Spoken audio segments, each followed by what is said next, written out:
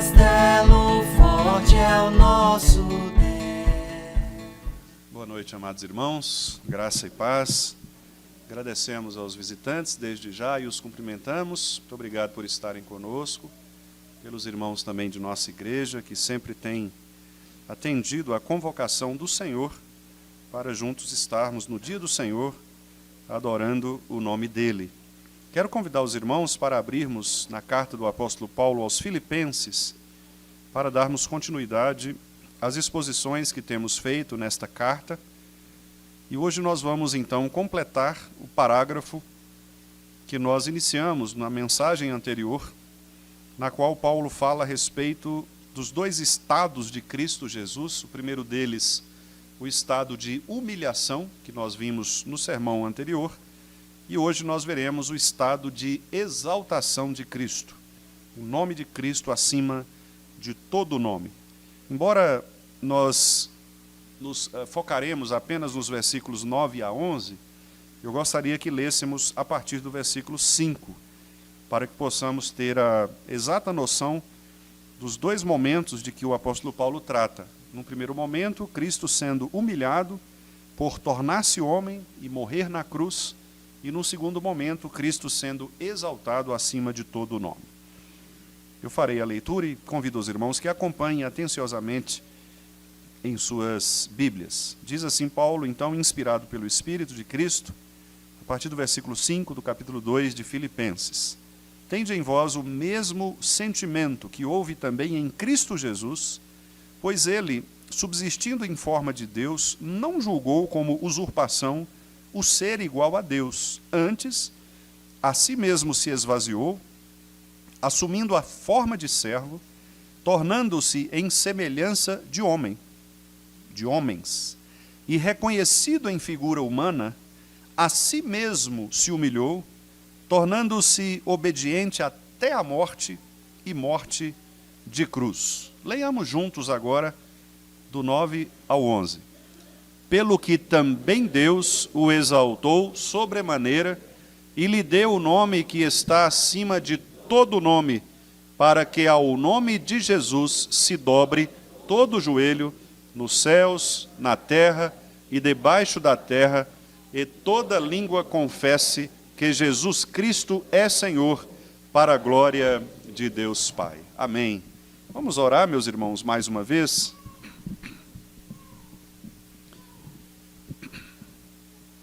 Senhor nosso Deus, nós estamos diante de Ti nesta noite, noite que o Senhor reservou para que pudéssemos adorar o Teu nome, e também, ó Deus, recebermos desta porção de Tua palavra. Ó Deus, nós oferecemos a Ti o nosso louvor por meio de orações, por meio de cânticos, pelos nossos próprios pensamentos que vieram do coração e que apontaram para o Senhor. Adoramos o Senhor até mesmo na confissão de nossos pecados, quando reconhecemos a nossa completa dependência de Ti e a necessidade de nos ajustarmos à Tua palavra. E agora, ó Deus, mais uma vez nós Te pedimos, embora já o tenhamos feito, pedimos mais uma vez que o Senhor limpe os nossos corações, as nossas mentes, de quaisquer obstáculos que porventura venham tentar impedir a recepção de Tua palavra por nossos corações. Que o Senhor, ó Deus, perdoe os nossos pecados, que o Senhor perdoe, ó Pai, os meus pecados. Eu sei que não sou digno, ó Pai, de ocupar este lugar, um lugar tão especial em que a pureza de Tua palavra precisa ser preservada. Ó Deus, quão impuro, ó Pai, é a minha vida, o meu coração, para trazer aos meus irmãos, ao Teu povo, a palavra do Senhor. Mas o Senhor quis, ó Pai, que eu mesmo estivesse aqui neste lugar, para conduzir os meus irmãos no entendimento de Tua palavra. Portanto, se é assim, apesar de mim, apesar do pregador, faça com que a Tua palavra cumpra o propósito, ó Deus, em cada um dos nossos corações, inclusive no meu próprio coração, para que todos nós sejamos, ó Pai, impactados pelo Senhor, movidos pelo Espírito Santo do Senhor, porque eu creio, ó Pai, que apesar das minhas fragilidades e limitações, a Tua palavra é conduzida pelo Espírito Santo de Cristo aos nossos corações, de maneira, ó Deus, que, embora eu seja completamente insuficiente para esta tarefa, o Senhor é plenamente capaz de abrir os nossos entendimentos e de fazer-nos, ó Pai, enxergarmos a beleza da Tua lei e assim, ó Senhor, nos ajustarmos, nos moldarmos a ela. Portanto, Pai, renova as nossas mentes, transforme os nossos corações, para que compreendamos neste culto que fazemos ao Senhor, este culto racional, este culto coerente com a Tua palavra, que nós possamos experimentar a boa, agradável e perfeita vontade do Senhor. Fala-nos, portanto, nesta noite. Pedimos-te em nome de Jesus Cristo. Amém. Amados irmãos, Filipenses 2, de 9 a 11, é o que nós poderíamos chamar de o clímax do hino cristológico cantado pelo apóstolo Paulo nesta sessão que nós acabamos de mencionar, Filipenses 2, 5 a 11. Se os versículos anteriores, 5 a 8, descreveram a descida de Cristo até a cruz, agora os versículos de 9 a 11 fazem um movimento contrário, descrevendo então a ascensão de Cristo ao trono da glória. O Deus que se fez servo, que habitou entre nós para revelar a glória do Pai, agora é o Senhor exaltado sobre todas as coisas. O apóstolo Paulo, inspirado pelo Espírito do Senhor, quer que nós vejamos exatamente esta curva gloriosa do Evangelho, do Calvário ao trono, da vergonha na exposição pública da cruz à glória dos céus, da obediência em todas as coisas à lei do Senhor, à exaltação e à entronização junto ao Pai. Esta, aliás, é a grande lei do reino de Deus. Aquele que se humilha será exaltado, como o próprio Senhor Jesus Cristo ensinou no seu ministério. Cristo ensinou que aquele que se humilha na presença do Pai, este será exaltado.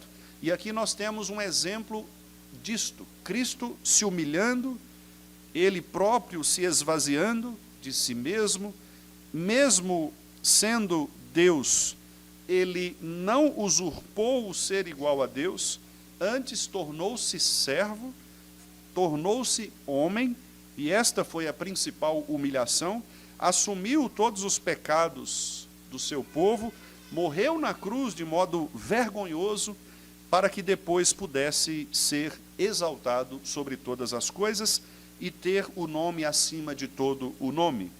Cristo nos mostra e nos mostrou no seu ministério que a obediência humilde nunca é vã. Todas as vezes que os servos do Senhor obedecem à palavra de Deus, eles serão exaltados, ainda que não nesta vida, como o próprio Cristo não foi, no momento em que nós formos glorificados, como Cristo o foi após a sua ressurreição. Deus não deixa cair no esquecimento aquele que é servo fiel e obediente, como Cristo foi até a morte de cruz. O caminho da cruz, como nós sabemos, é um caminho doloroso, mas o caminho da cruz, ou seja, todos aqueles que renunciam a si próprios e obedecem à palavra do Senhor, aqueles que abrem mão dos seus próprios conceitos para abraçar a verdade do Evangelho, o caminho desta cruz é, ao mesmo tempo, o caminho que nos conduz à glória, à coroa da vida. Se formos fiéis até a morte de cruz como Cristo o foi, se formos fiéis até a morte e carregarmos a cruz de Cristo, certamente, meus amados irmãos, nós receberemos também a glória do Senhor e seremos exaltados diante do Senhor. O caminho da cruz é o caminho que nos conduz à glória. E é isto exatamente de que trata o apóstolo Paulo nestes 3 versos preciosos que nós temos aqui.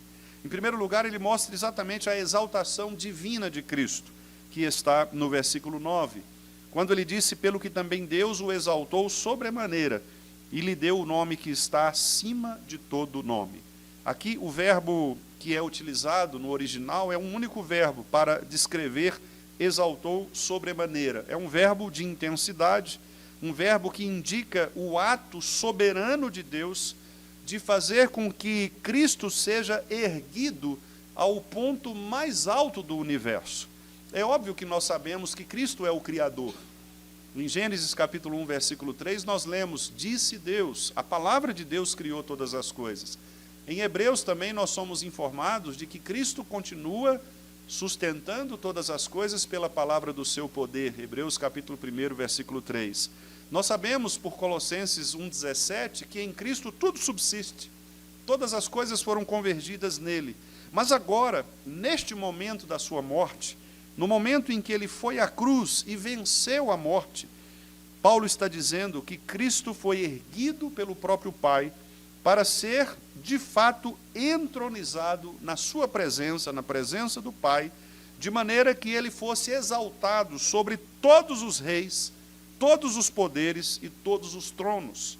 Se na cruz ele foi zombado pelo império humano, agora Cristo está assentado no trono para julgar este mesmo império que o condenou. Deus exaltou Cristo acima de todos.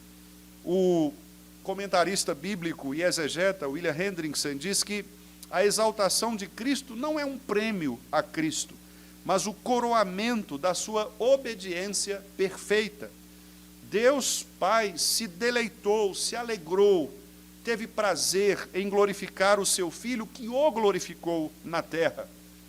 João 17 diz que Cristo glorificou o Pai em todas as coisas, sendo-lhe obediente. E agora chegou o momento de o Pai também glorificar o Filho. E esta exaltação significa que a ressurreição de Cristo foi a resposta divina à sua obediência.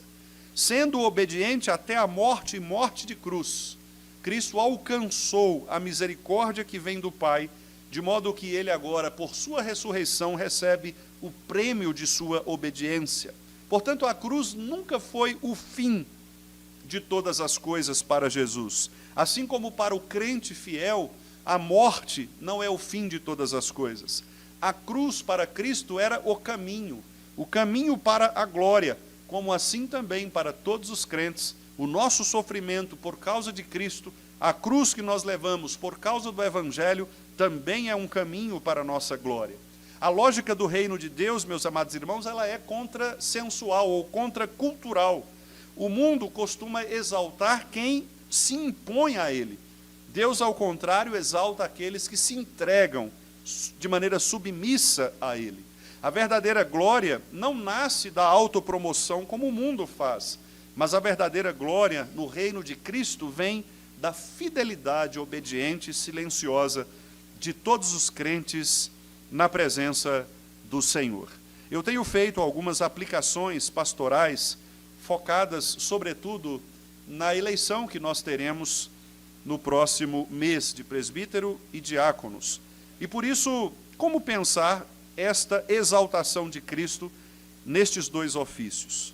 Eu imagino que a exaltação de Cristo ensina que o ministério fiel sempre valerá a pena. O presbítero, portanto, que serve com a mesma paciência que Cristo teve de suportar a cruz, mesmo sem ser notado, sendo ao contrário disto injustiçado, este servo será exaltado pelo Senhor, que vê em secreto a sua fidelidade.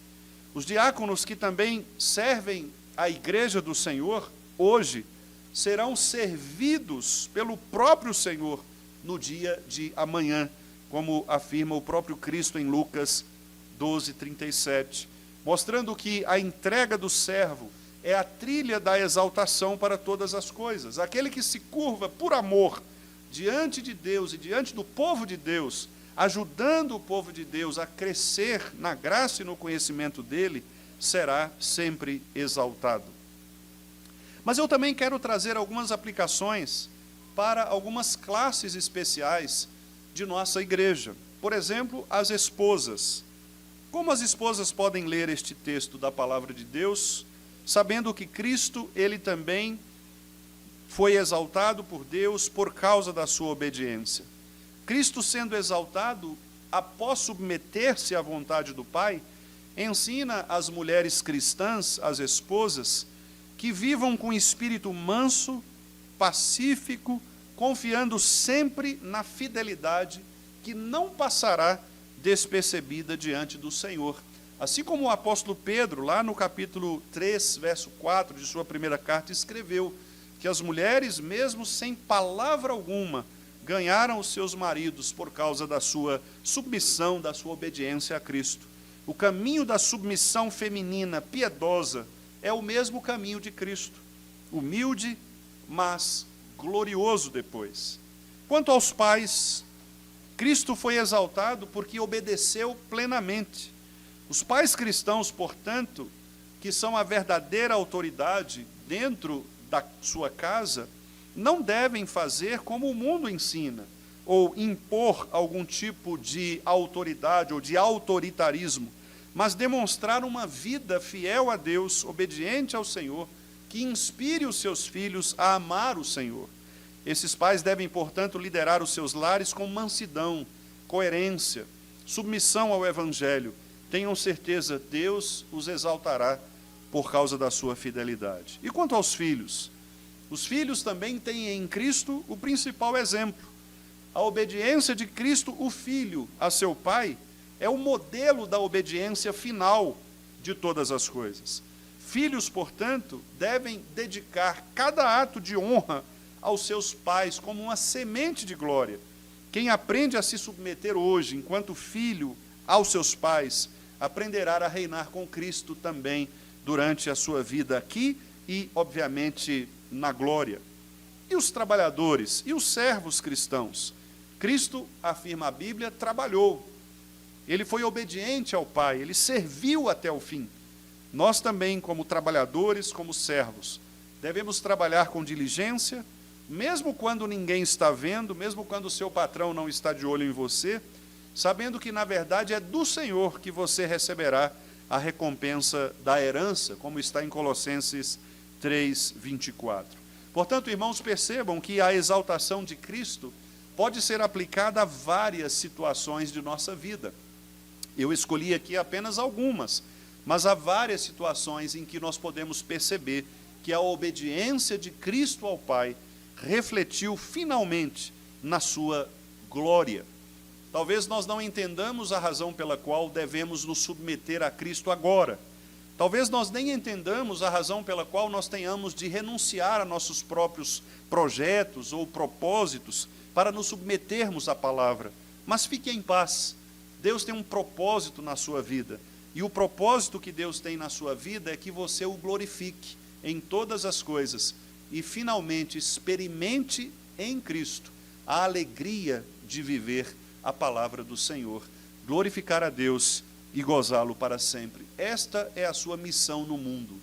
Ninguém precisa ter dúvida em relação a isso. Quando vier à sua mente algum tipo de dúvida tal qual, mas para que eu existo? Qual é o meu propósito de vida? Qual é a minha missão? Eis a resposta: glorificar a Deus e experimentar dele em todas as coisas. E como você fará isso? Sendo obediente à palavra do Senhor, renunciando os seus próprios prazeres, os seus próprios gostos pessoais, os seus pressupostos, para se encaixar de maneira submissa à palavra do Senhor. Em segundo lugar, meus irmãos, Paulo diz que, além de o exaltar sobremaneira, o Pai também concedeu ao Filho um nome, ou o nome, que está acima de todo nome. É óbvio que a palavra nome aqui não se refere a uma designação, não é um nome próprio, como nós recebemos quando nascemos, por meio dos nossos pais, e temos o nosso registro ali realizado, concluído. Mas aqui, ao mencionar nome, o apóstolo Paulo, na verdade, quer falar a respeito do caráter e da autoridade suprema de Cristo. Deus, o Pai, concedeu a Jesus, o Filho, o título de Kyrios, que é Senhor. E, curiosamente, a palavra Kyrios, ela é usada, embora seja uma palavra grega, ela é uma palavra muito similar à palavra hebraica Yahvé, que é o nome próprio do próprio Deus no Antigo Testamento. Tanto que a Septuaginta, que é a tradução grega do Antigo Testamento, traz a palavra Kyrios, para se referir a Deus o Pai. Portanto, o que nós estamos vendo aqui neste jogo de palavras de Paulo é que Deus Pai concede ao Filho o seu próprio nome, o nome do seu próprio Pai.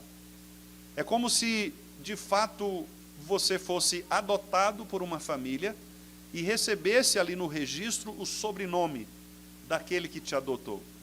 A ideia, portanto, é que, embora Cristo sempre foi o Filho de Deus, agora, tendo ele sido ou se feito homem, mas ao vencer a morte e ao cumprir plenamente a sua missão, em razão da obediência, o Pai concede ao Filho esta adoção, esta aproximação, ou esta filiação, para que todos aqueles que também confiam em Cristo possam receber, por causa dele, a filiação juntamente na presença do Pai. Por que nós somos chamados filhos de Deus? Porque, primeiramente, Cristo, o Filho, foi recebido pelo Pai, e ele recebe este nome para que todo aquele que nele creia também receba este mesmo nome. Portanto, quando Paulo se refere aqui ao fato de que Deus deu o nome que está acima de todo nome, nós precisamos entender que Paulo está dizendo que aquele que foi crucificado, aquele que se entregou na cruz por causa do seu povo, é o próprio Senhor da glória, é o próprio Deus. No Império Romano, as pessoas eram obrigadas a declarar César é Senhor. Mas os cristãos, ao invés disso, declaravam Jesus é Senhor. Jesus é Kyrios. Jesus é o Senhor. E essa confissão simples, de poucas palavras, custou a muitas pessoas suas próprias vidas. Mas ela não mudou apenas a história. Ela mudou as vidas de muitas pessoas que, cegas até então, agora puderam ver, de fato, aquele que era o seu Salvador. Esse nome, portanto, está acima de todo nome, acima de qualquer poder humano, acima de qualquer título, de qualquer trono, de qualquer ideologia. Não há autoridade que não esteja debaixo do domínio de Cristo Jesus, o Senhor. E eu não posso deixar de citar aqui, por ser emblemática, a frase que foi dita pelo Abraham Kuyper no discurso de abertura na inauguração da Universidade Livre de Amsterdã, em que Kuyper, ao dizer àqueles alunos que estavam ali para iniciar os seus estudos naquela universidade, disse: olha, não há no universo 1 centímetro quadrado sequer sobre o qual Cristo, que é Senhor sobre todas as coisas, não possa dizer é meu. Cristo é dono de todas as coisas. E o apóstolo Paulo disse isso em Colossenses capítulo 1, verso 17, ao dizer: em Cristo todas as coisas subsistem. De maneira que não há nada criado no universo, não há nada que esteja fora do senhorio de Cristo. Aliás, Paulo diz, tanto as coisas visíveis, como as materiais que nós vemos, quanto as coisas invisíveis, que são os conceitos, as ideias, os pensamentos. Tudo deve estar submetido a Cristo. É por isso que nós não podemos fazer afirmações sem que estas afirmações glorifiquem a Cristo. Se os nossos pressupostos, se as nossas afirmações, se o nosso pensamento, em qualquer momento, se desvia da pessoa e da obra de Cristo, nós estamos pecando, porque nós não estamos cumprindo a nossa missão, que é exatamente espelhar Cristo. Nós devemos ser sal e luz para o mundo, o que significa dizer que todas as coisas que eu faço, que eu penso, devem refletir a glória de Cristo Jesus. Mais uma vez eu quero fazer algumas aplicações específicas. Aqueles que pretendem ser presbíteros devem se lembrar de que todos servem o rebanho de Cristo Jesus, sob o senhorio de Cristo.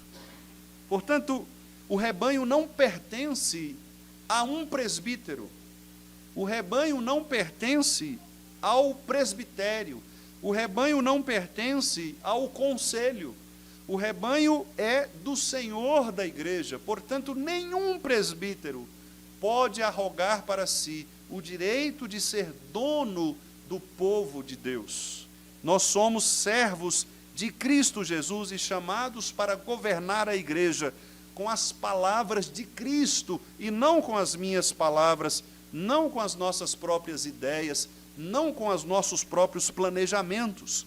Cada decisão de um presbítero deve ser tomada em reverência ao nome de Jesus Cristo, que é o verdadeiro cabeça da igreja. Os irmãos que pretendem ser diáconos, igualmente, devem saber que servem no nome do Senhor, não em seus nomes próprios.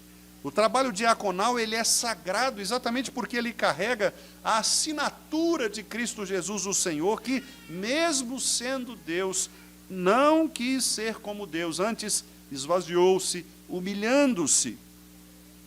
O aliviar o sofrimento, cuidar dos necessitados, que é um trabalho da diaconia, demonstra que os irmãos que pretendem ocupar este ofício exaltam o nome de Cristo acima de todo nome.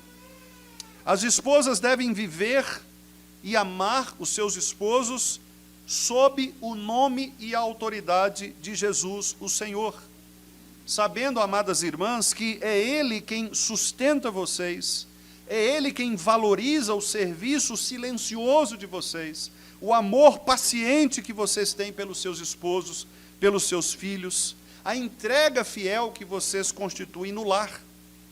Nenhuma atitude feita no nome de Cristo é pequena demais, pelo contrário, Deus haverá de exaltar aqueles que de fato se submetem a Ele. Quanto aos pais, eduquemos os nossos filhos no temor do Senhor Jesus e no nome de Jesus. A verdadeira paternidade e maternidade cristãs não busca glória pessoal, mas ensina as crianças a reconhecerem o senhorio de Cristo sobre cada decisão e sobre cada escolha. É muito importante que nós, pais, possamos oferecer aos nossos filhos uma boa educação, uma educação cultural, que eles conheçam a história do nosso país, a história do mundo, que eles saibam assuntos a respeito da economia, que eles falem bem o bom português, que é a sua língua materna, que eles conheçam um pouco da geografia de toda a terra, para conhecer onde estão os países, quais são os principais relevos, quais são as principais faunas e floras. Tudo isso é muito importante, mas nada disso será mais importante do que o fato de você criar o seu filho para que ele possa amar o Senhor sobre todas as coisas. Não adiantará se ele souber todas estas outras coisas, mas não reconhecer na sua vida o senhorio de Cristo Jesus sobre cada decisão que ele tomar. Os filhos também devem viver debaixo do nome de Jesus, porque o nome de Jesus é o maior modelo de honra. Portanto, filhos queridos, aqueles que são filhos, que ainda têm os seus pais vivos, honrem os seus pais no Senhor. Obedeçam a seus pais como se obedecessem a Cristo, porque fazendo isto, vocês estarão vivendo sob o domínio de Cristo, glorificando o seu nome. Irmãos que são servos, trabalhadores, façam tudo em nome do Senhor Jesus, conforme Paulo escreve em Colossenses 3,17. Trabalhar com excelência, portanto, com honestidade, é também pregar o Evangelho às pessoas, sem palavras. Quando o seu patrão percebe que o seu trabalho ele é diligente, ele é excelente, ele é honesto, você também está honrando o nome do Senhor. O seu trabalho se torna uma espécie de altar, como aqueles altares do Antigo Testamento, em que quase sempre eles colocavam muitas pedras para que os viajantes que passassem soubessem que ali estava um servo de Iavé, que havia adorado o Senhor, sacrificado um animal em honra ao Senhor. Portanto, aquilo que nós fazemos também em relação ao nosso trabalho diz muito a respeito do Deus a quem nós servimos. E, finalmente, irmãos, em terceiro lugar, há também uma confissão universal de que Paulo fala. Paulo escreve dizendo que nós devemos entender que Deus, o Pai, ele exaltou Cristo sobremaneira e deu a Cristo um nome específico de pertencimento à sua própria família, com uma finalidade: para que ele seja glorificado, para que todo o universo confesse que Jesus Cristo é Senhor, para a glória do Pai. diz Paulo, para que no nome ou ao nome de Jesus, por causa agora desta dignidade que o Pai conferiu ao Filho, se dobre todo o joelho, nos céus, na terra e debaixo da terra. É uma maneira de Paulo dizer em todo o universo, em todo lugar, quer seja no céu, os astros, os planetas, os seres celestiais, quer seja na terra, todos os impérios, os homens, os governos, quer seja debaixo da terra, tudo aquilo que está num lugar em que nós não podemos necessariamente ver, mas em todo lugar, Deus haverá de ser glorificado em Cristo. Toda a criação se dobrará diante do trono do Cordeiro. O universo inteiro, queridos irmãos. Imagine isto. Anjos, homens e até mesmo os inimigos de Deus reconhecerão o senhorio de Cristo. Isso significa que ninguém ficará neutro. Quando nós lemos e ouvimos e vemos estes ateus que têm cada vez mais promovido um afastamento das pessoas em relação à ideia de Deus, muitos professores, cientistas famosos, como Richard Dawkins, como Daniels e outros mais, que têm escrito livros, têm dado palestras, falando que acreditar em Deus é uma grande tolice, como fez o próprio Karl Marx, ao dizer que a religião, na verdade, era uma forma de entorpecer as pessoas, que essa ideia de Deus era falsa. Como fez Sigmund Freud também, ao dizer que a religião é uma grande ilusão. E muitos outros pensadores, como fez Nietzsche, que dizia que, na verdade, essa ideia de Deus ela já acabou, já passou, isso é ultrapassado. Deus já estava morto, já está morto. E as pessoas ficam falando dele até hoje. Na verdade, falam porque são fracas, porque precisam de alguma coisa para justificar seus fracassos. Estes homens, Nietzsche, Freud, Hitler, Marx, para citar alguns deles, se curvarão na presença de Cristo. Embora tenham dito e escrito coisas contra o Senhor, Paulo está dizendo que haverá um tempo em que toda a criação se dobrará diante do trono do Cordeiro. Os crentes o confessarão com alegria. Os crentes se alegrarão no retorno de Cristo, mas os ímpios ficarão espantados. Os demônios reconhecerão sua derrota, mas todos dirão: Jesus Cristo é Senhor. Todos dirão, mas haverá naquele momento uma ausência de salvação. Aquele último dia não haverá salvação, haverá juízo. A adoração que começou nos céus e ecoou na igreja será completada quando toda a criatura se curvar diante de Cristo. Este é o ápice da história. Cristo está na criação, criando todas as coisas. João diz que sem ele nada do que foi feito se fez.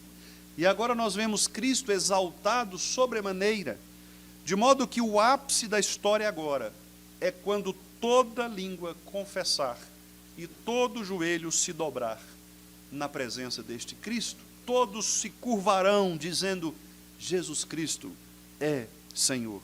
E vocês podem imaginar como ficará o mundo quando Cristo estiver diante daqueles que o negaram, e agora não mais com possibilidade de salvação.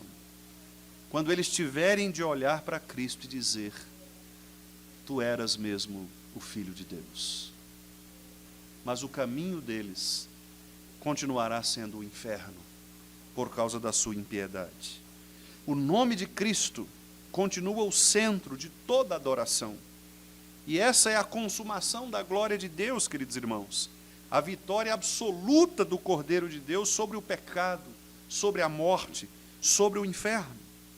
Como aplicar estas verdades agora a estas classes de pessoas dentro da nossa igreja?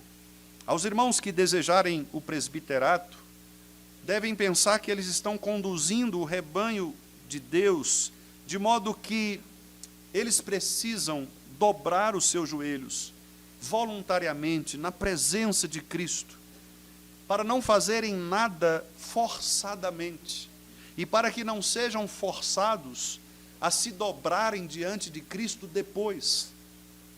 Dobre-se agora. A missão do pastor, do docente, é exatamente preparar o povo de Deus para esse dia em que haverá esta confissão universal. E é por isto que, como eu disse pela manhã, eu não posso deixar de dizer a vocês as verdades do Evangelho. O apóstolo Paulo, quando chamou os presbíteros de Éfeso, para anunciar a eles que muito provavelmente eles não mais o veriam porque ele seria preso, o apóstolo Paulo teve a alegria de dizer àqueles presbíteros de Éfeso, lá em Mileto, as seguintes palavras: eu estou com a minha consciência limpa, porque eu ensinei a vocês todos os desígnios de Deus. Esta, meus amados irmãos, é a função presbiterial docente. Ensinar os desígnios do Evangelho, porque nós não podemos estar alheios a este dia em que toda língua se confessará, todo joelho dobrará que Jesus Cristo é Senhor. Portanto, eu não posso passar a minha vida neste mundo sem mostrar-lhes a gravidade deste dia. Sim, aqueles que são eleitos, salvos, nós que cremos nisto, haverá júbilo, haverá alegria, mas eu preciso alertar também aqueles que talvez estejam enganados, pensando serem salvos quando não são salvos. E isto é muito fácil de se perceber. Se as suas atitudes, se as suas ações, elas não se adequam à obediência à palavra de Deus, desconfie da sua suposta conversão. Porque o convertido, ele obedece à palavra. O convertido, ele se curva a Cristo.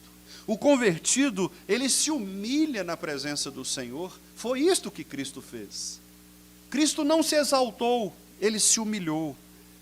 Repare que ele foi exaltado. Ele não se exaltou. Os irmãos perceberam isto? Na humilhação diz, ele se humilhou, ele mesmo. A si mesmo se humilhou. Mas na exaltação não está escrito, ele mesmo se exaltou. Porque nós somos ensinados pela Bíblia que não devem ser os outros, não deve ser você mesmo que te louve. Os outros é que tem que te louvar. Você não deve supor que você é alguma coisa. Não é. Ninguém pense de si mesmo mais do que convém, diz Paulo. Nós devemos ser humildes. Portanto, se você quer ser presbítero, dobre primeiro os seus joelhos.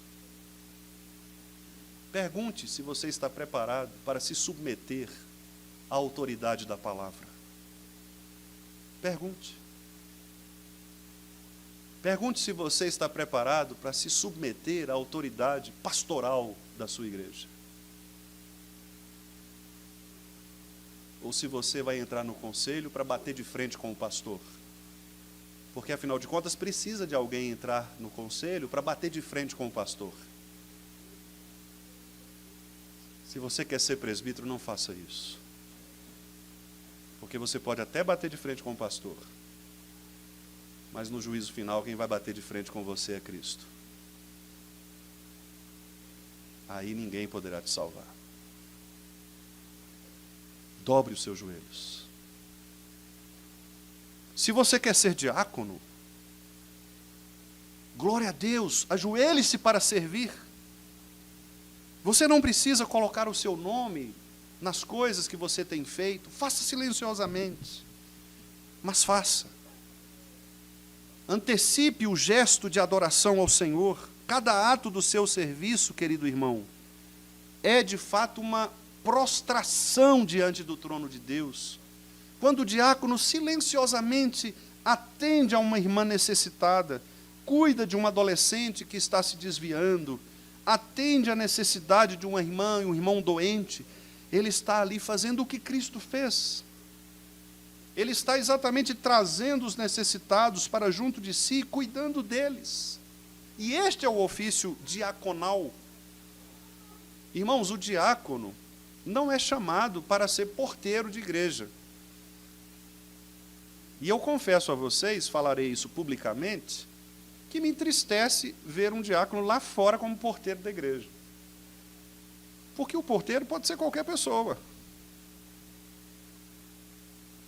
Porteiro pode ser qualquer pessoa. Que inclusive os diáconos podem até escolher. Talvez fazer uma escala, nomear alguns irmãos para ficarem na porta da igreja. Quem sabe os jovens aí, o pessoal que está fazendo academia, né? Pode ficar lá na porta da igreja, né? Ali e tal. Diácono não é para isso. Não é para tirar cachorro que entra. Não é para espantar bêbado quando entra na igreja. Não, diácono é para pastorear os necessitados do rebanho de Cristo. O diácono é aquele que visita os irmãos necessitados. É aquele que se ocupa com a dor do outro, que vê um irmão entristecido e sente a dor daquele irmão. É o compaixão, é o misericordioso. É o misericordioso, o compassivo, porque ele se curva na presença do Senhor. Esposas queridas, dobrem os seus joelhos diante do Senhor. Deus exaltará o seu lar. Mulheres, sejam piedosas. Não queiram mandar nos seus maridos. Não queiram fazer isso. Não foi para isso que Deus te chamou. Deus não te chamou para ser feminista. Deus não te chamou para ser dona do seu marido. Deus chamou você para servir o seu esposo, sendo uma auxiliadora compatível com o ministério dele. Então, esposas, assim como somos ensinados a dobrar os nossos joelhos e confessar o senhorio de Cristo, faça isso. Dobre os seus joelhos e ore pelo seu esposo. Confesse que Jesus Cristo é o seu Senhor, para que o seu lar seja dignificado, e você certamente será um reflexo vivo do que Deus pode fazer por meio de uma mulher que é submissa. Calar-se é importante.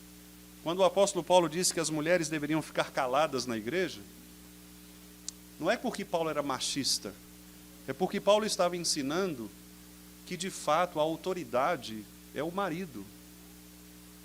E por isso a IPB decidiu que mulheres não devem pregar na igreja, porque elas não foram chamadas para isso. Não foram chamadas para isso. Elas foram chamadas para auxiliar os ministérios dos seus maridos, dos seus esposos. Os presbíteros, sim, estes foram chamados para pregar. Porque na designação do presbítero, ele tem que ser o quê? Apto para ensinar. Que, aliás, é um bom critério para que vocês também possam escolher os presbíteros.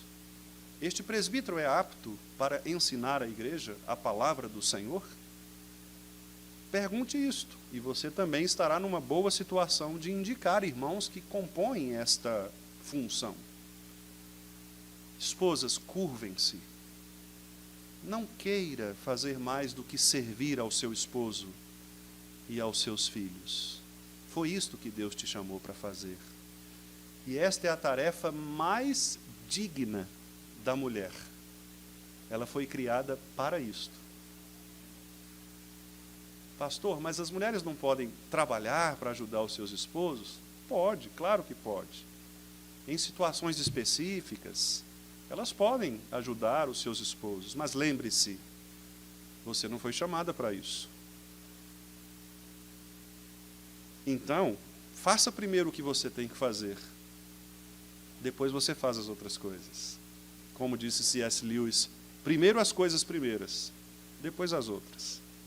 Se você estiver fazendo as coisas primeiras bem, aí você está liberado para fazer as outras.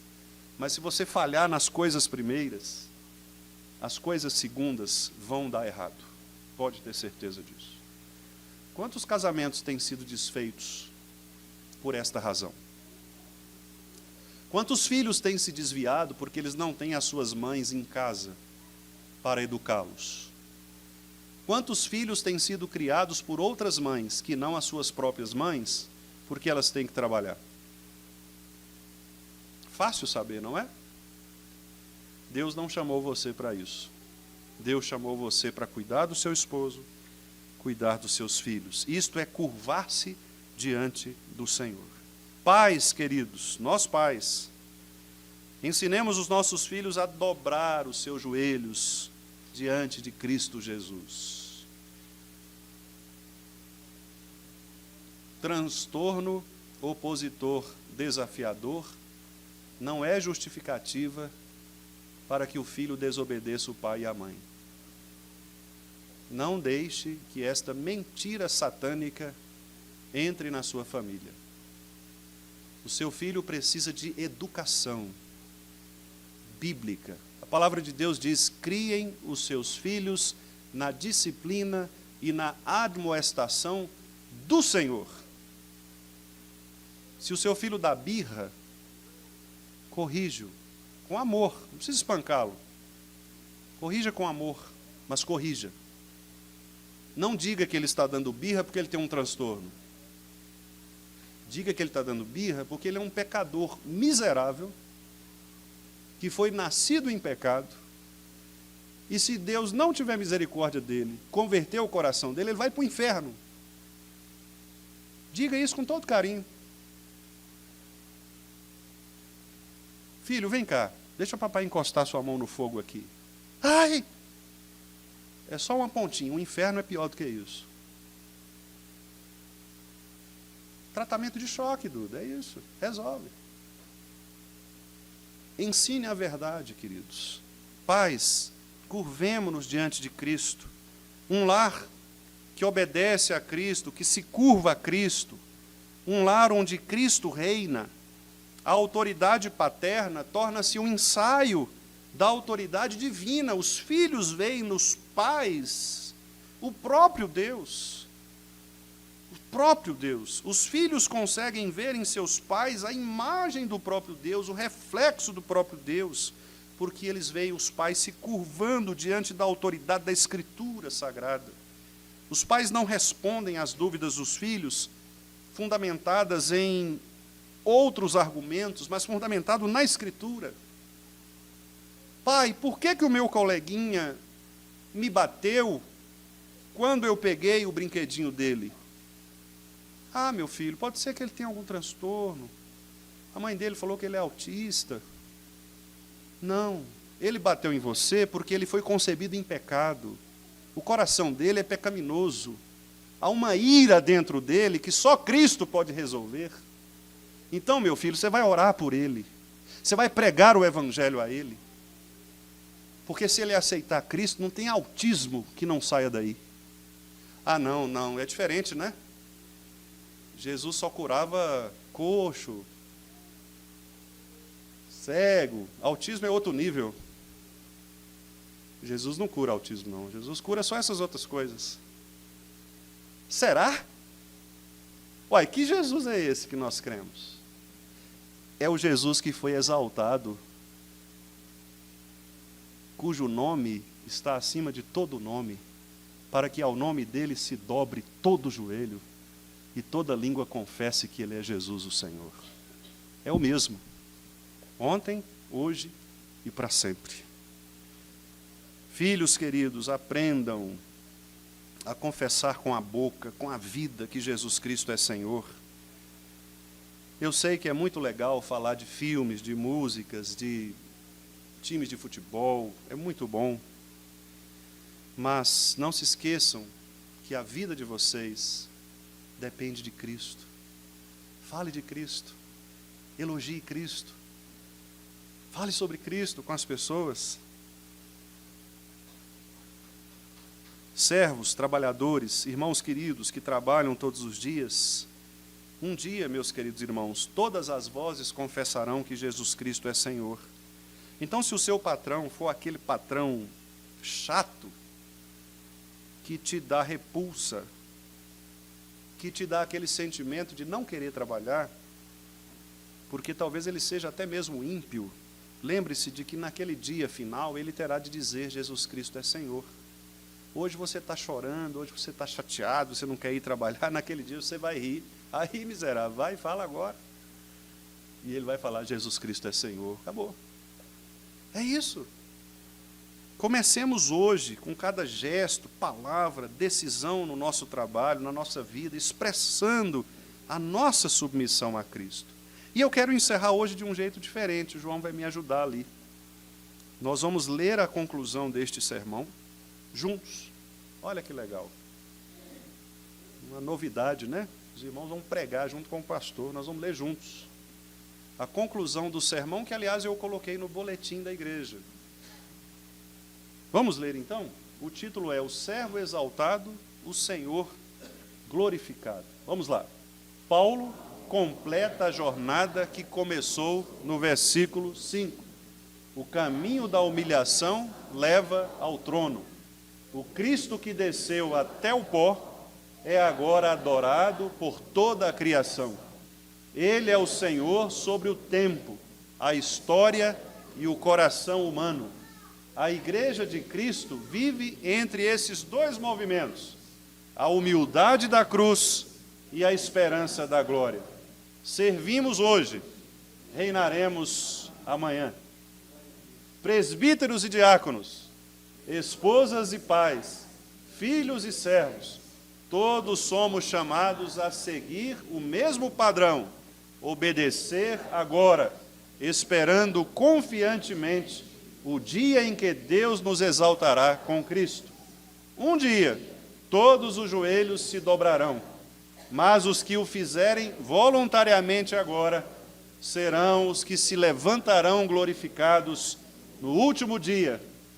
Portanto, Deus o exaltou sobremaneira e lhe deu o nome que está acima de todo nome, para que toda língua confesse que Jesus Cristo é Senhor, para a glória de Deus Pai. Vivamos, pois, sob esse nome, servindo, amando, obedecendo. Maranata. Amém.